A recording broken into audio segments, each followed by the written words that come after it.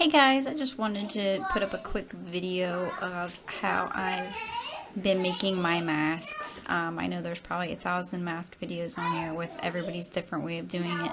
So I just wanted to show you my version of how I found out the easiest way to make them. For me, I'm sure you can take bits and pieces from every video that's out there and kind of come up with your own way of doing it, whatever is easiest.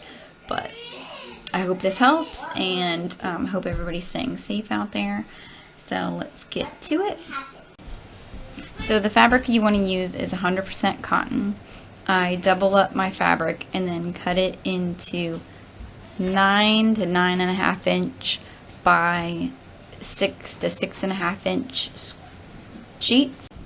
Again, it's personal preference, so you can adjust the size if you want smaller or bigger masks. For the elastic that I used for the ears, I used the 1/8 or 1/4 inch elastic and cut it to 6.5 inches. If you want to make it a little bit bigger, then you can leave leeway for people to loop it if it's too big. That way you don't run into the issue of them being too small. I like to iron down my fabric, that way I don't have any wrinkles or bunching up. It doesn't always come completely flat when you get it from in the package, so that makes it a lot easier to work with. And then you want to flip it inside out before you sew it. My fabric was on the crease, so it was easy to just leave that crease there, and I'll just usually cut it off later and iron it flat again.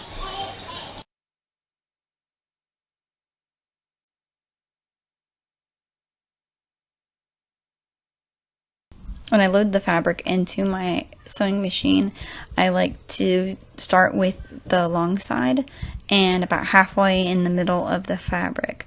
That way I'm leaving my opening so that I'll be able to flip it right side in.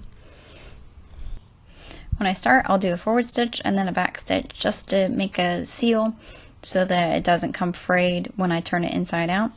And then when I get to the first corner, I want to have my needle down, that way my fabric won't get pulled out when I open it and I put the elastic into the corner. And you want to put it in at kind of a diagonal so that it's only stitched into that corner.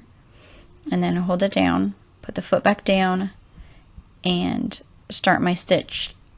And I make sure that I go over the elastic and then stop with the needle down again, lift the foot, and flip it. So it makes it super easy to turn it and keep going the next direction. And just make sure when you turn it and you go the next direction that your elastic didn't slip over and you're not stitching over it again, because you don't want it to end up into the middle of the mask, because that'll mess up the whole process. And then when you get to the next corner, you're just going to find your elastic and do the same thing. Make sure your needle's down, put your elastic in the corner, and hold it down. It's okay if it bunches up your fabric. It isn't going to matter, because you're going to end up putting your pleats into your mask anyway when you get to that point. And once you do that, you're going to turn it and keep going until you get to the next corner.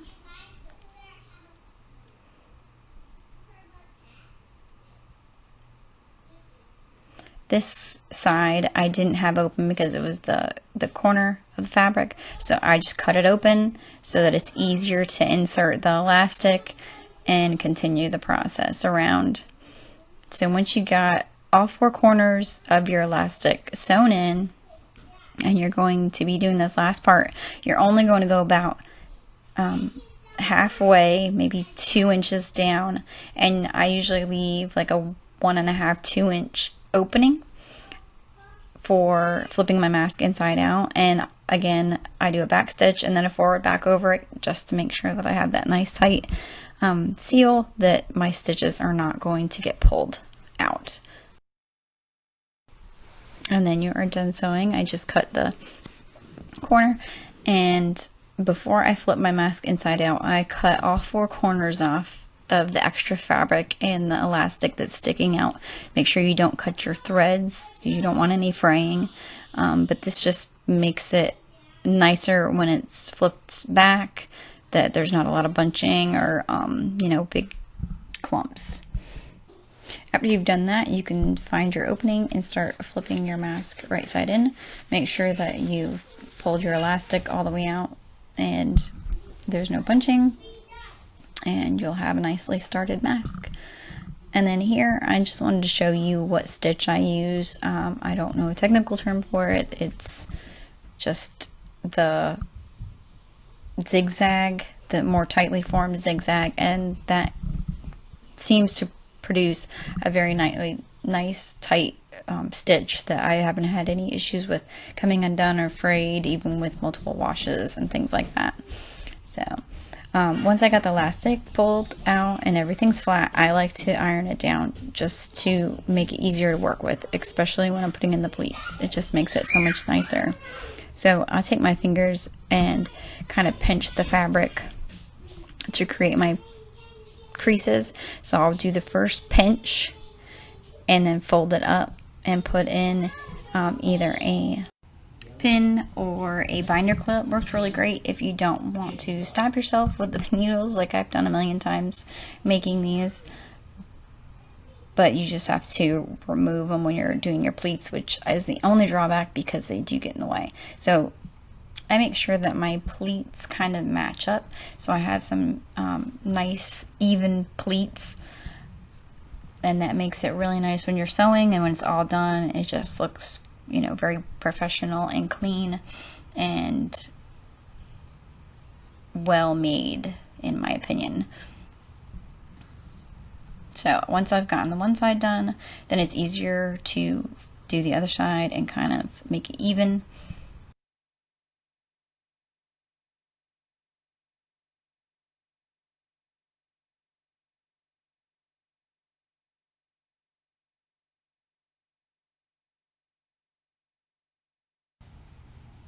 And once I've finished getting all of my pins in and my pleats perfect right at where I want them, then I'll take the iron to them and get them nice and flat and kind of create that finished product. And then the last thing that I have to do is just do my last stitch around the entire mask. I don't just do the edges where the pleats are. I like to do around the whole mask, because you have to remember you still have that little opening from when you had to flip it right side in, and it just kind of gives it a really nice crisp look. So I'll start at the mask on the one side, get my needles started, and then I can pull out my first pin and then kind of go down the creases from there. I like to just check and make sure my creases are lined up with the side of the presser foot. Again, that just kind of keeps them nice and neat and even when you're doing it. So you can kind of pull the fabric and adjust it as needed. And then once I get to the end, I turn it and I'll go all the way down the side of the mask. Just make sure you're not getting your pleats, because they're folded. You want to make sure your pleats can still open up so that it fits a person's face like it needs to and works properly. So again, then just getting to the end, pulling out the pins, making sure that everything's lined up, and flipping it again to finish off the mask. So once you get all the way down to the end where you started, I just do one back stitch just to kind of give it that extra stability. And once you've cut off those threads, then I like to take a lighter and just burn them down so that they're kind of melted into the fabric. The polyester is great like that. It just creates a seal, in my opinion, that the fabric or the threads won't pull out, and it just gives it that nice durability, especially in the wash, because you want people to be able to reuse these multiple times, or yourself use them multiple times, so you want them to last. So here is my completed mask. I hope that this video helped you. I hope that you can use some of what I showed you here to help you with your mask making, and I hope that does keep you safe and you can create a wonderful product. And we'll see you guys again soon. Like, subscribe, and we'll see you on the next one.